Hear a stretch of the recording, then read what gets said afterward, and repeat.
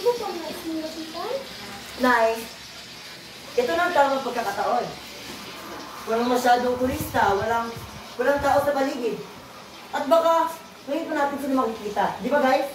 Oo, pero dapat hindi tayo ang nauna. Gusto kita. Maguba. Anak, hindi ka asarang na tao sila, hindi sabi.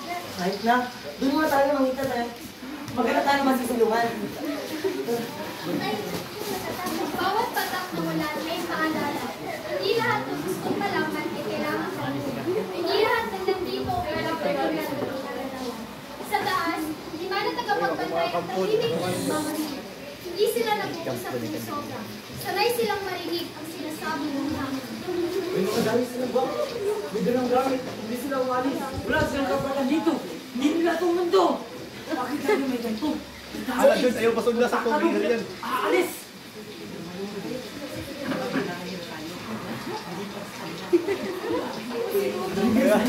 Uy, nagawa!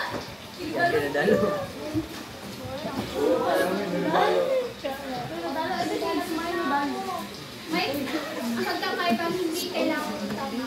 Pero may pagkakataon dapat piliin kung anong uri ng tao ang gusto mong maging. Tahimik ang gagawin, pero may biglang presensya. Hindi yabang, kundi bigat ng tingin. Himala ang inyong lumitaw mula sa inyo. Mga kamay ay walang armas, pero may dala ng babala. Nay, Ano? Ang lakas ko na gano'n. Ano na? Ano na siguro? sandali lang. Nay, parang ito na yata ang ating nahanap. Oh, Ano? Ang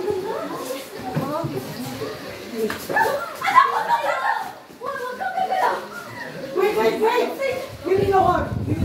Tingnan niyo yan, tingnan niyo yan. Wala ko may hari, wala.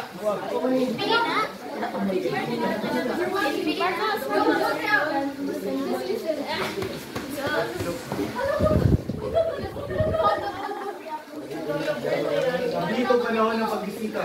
Panahon ito ng wala ng pagdinilay. Hindi namin alam. Ngunit, ano man ang iyong madedisyonan, ay makikinig kami. Hindi namin balak na manghimasok o manilo. Ang katahimikan ay sagrado sa amin. Hindi bakante at hindi palengke. Naririnig naman kayo, at yun ang mahalaga. Sa gitna ng ulan, ay parang salita. Ang salita ay parang ako. Hindi kailangan malakas. Kailangan lang nag-init at nabala. At ngayong gabi, kahit walang invitasyon, may mga yabag na tinayot. Hindi para i-entertain, kundi para pakinggan, biglang palalakot, nabala, at biglang kumaan. Isang uri ng pagtanggap ay hindi palakpak ang tanong, kundi katahimikan ng pagpayag. Sa ganitong gabi, ang bisita ay hindi man tunay na kaibigan, ay hindi dahil ganap na ganyan. Walang pasabi, ilabot ang balot at tuyong dahon. Hindi regalo, hindi rin kabala, basta lang ito. Marcos? Regalo ba ito? Paano sa Pareho. Maraming salamat po.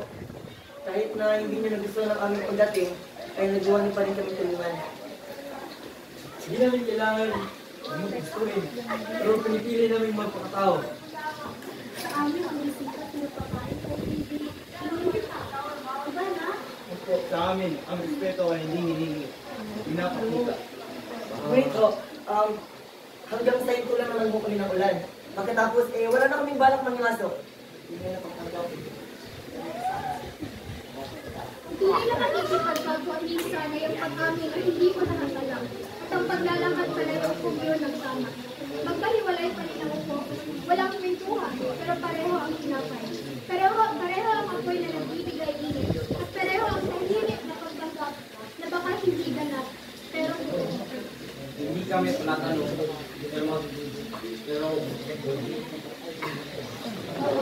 Pero nakikinig kami sa Diyos. Marunong kang tumingin.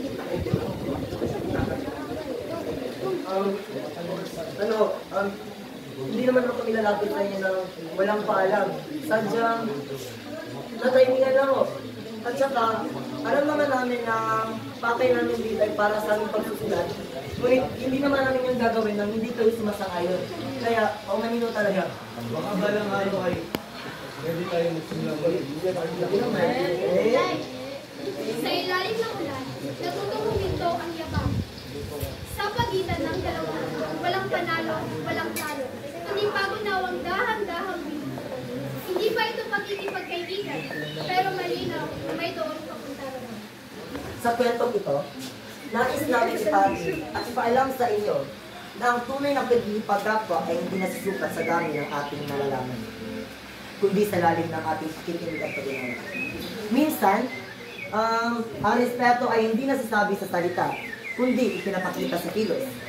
Sa pag-atras, kapag hindi tayo kailangan, at sa pagtanggap na ang bawat tuturo ay may sariling sagrado, na hindi natin kailanman dapat akinin, kundi igalang.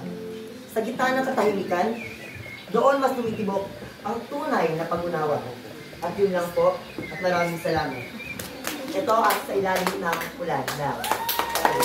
Okay, group 5.